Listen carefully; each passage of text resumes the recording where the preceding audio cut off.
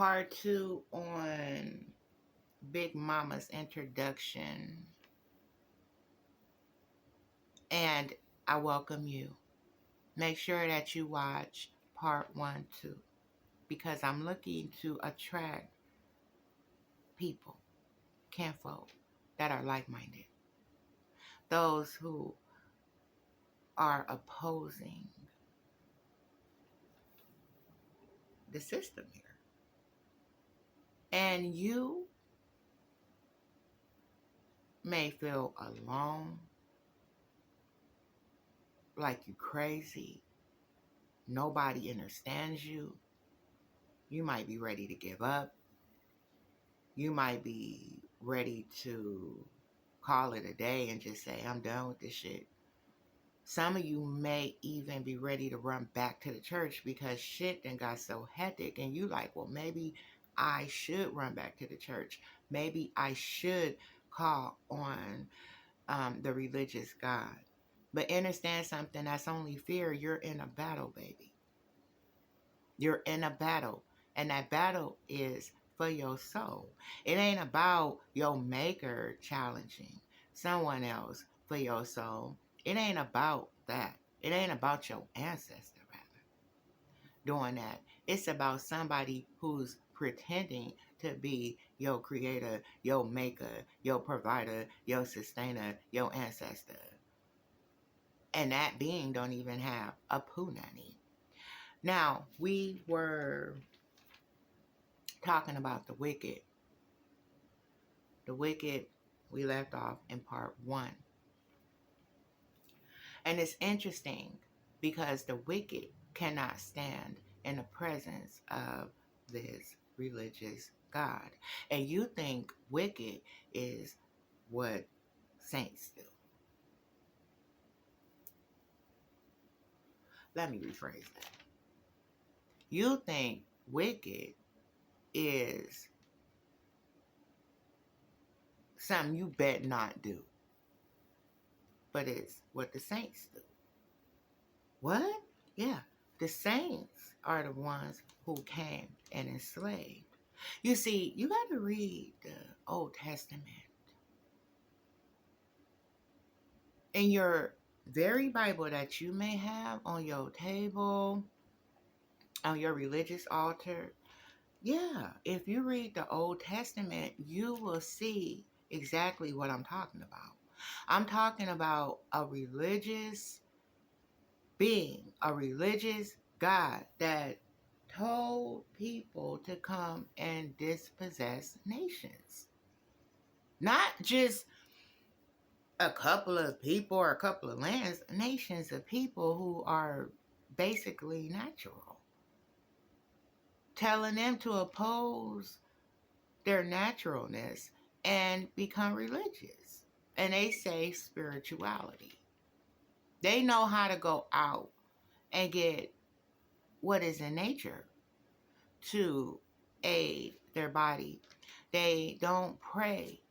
They know how to go out and get what they need. If they communicate through prayer or anything, it's to the ancestors, the ones who were here before them. And they also understand that that big ancestor, they call her, quote unquote, a black woman. In astrology, you know your mama is your ancestor. You know your mama is the womb that you are created in reproduction. You know that you are the one who chose your father. You chose your husband. You are the egg that chose the sperm. We all know we are all feminine. And if you don't know, now you know. The wicked,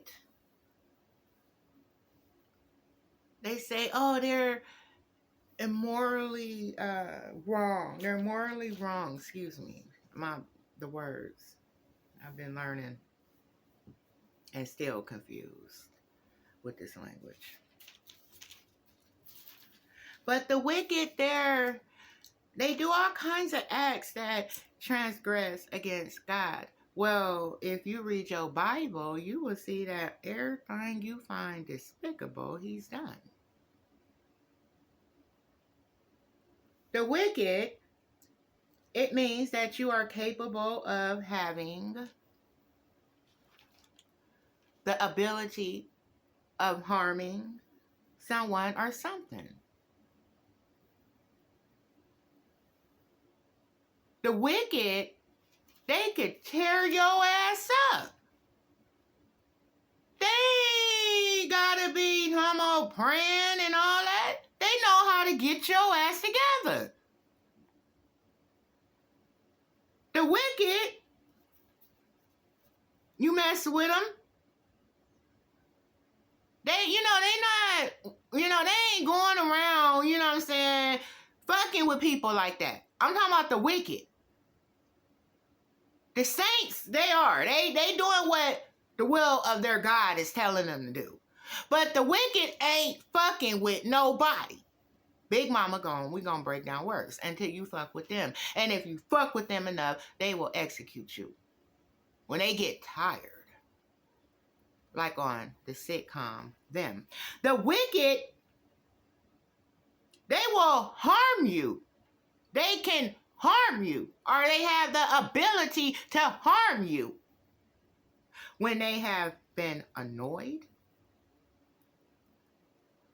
by you, distressed, irritated, you put them in misery, you've been bothering them, troubled them, you done tried them, you done put them in much difficulty, you done inconvenienced them, you done aggravated them, you done disrupted them, disadvantaged them.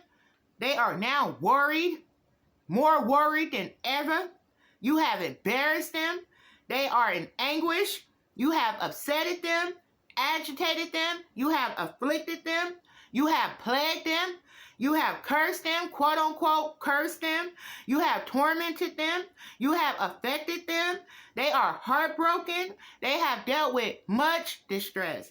Now their memory is full of PTSD, post-traumatic stress memories. Because you have haunted them.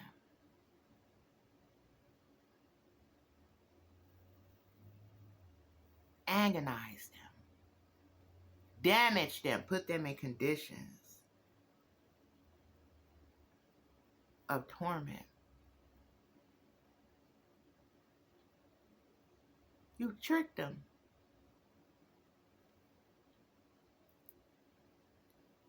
Knotted them. Confounded them. Made their life complicated. Schemed them. Deceived them. Vexed them. Enraged them. You done nagged them. Offended them.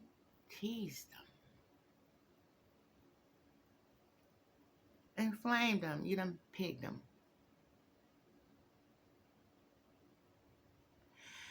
Pig, P-I-G-U-E. That's the swine, not the pig that you eat.